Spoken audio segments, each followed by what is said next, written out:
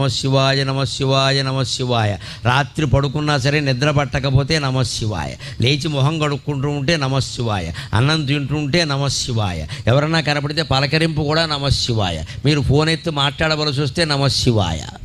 ఇంత ఇదిగా భగవన్నామాన్ని మనం సొంతం చేసుకుంటే అన్ని రకాల పాపాలు కాదు, సకల కర్మలు నశించిపోతాయి. అన్ని కర్మఫలాలు పోయి జ్ఞానం పొంది మోక్షం పొందుతాం. ఎప్పుడూ ఆనందంగా ఉంటాం. భగవన్నామస్మరణ అంత గొప్పది. అలా చేస్తేనే శివుడు కాపాడుతాడు. గమనించండి. ఇలా ఊరికే దండం పెట్టేగానే ఏం కాపాడాను? అలా అయితే అందరినీ కాపాడాలిగా.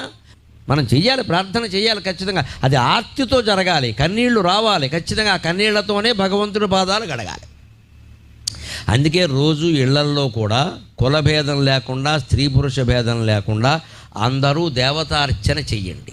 బ్రాహ్మణులు చేసే దేవతార్చన వేరు. వారికి వంశపరంపరగా ఏదో వస్తుంది, వారి పద్ధతిలో వారు చేస్తారు. వారి బాధ్యతలు వారిని చేయనివ్వండి. వారిలాగా చేద్దామని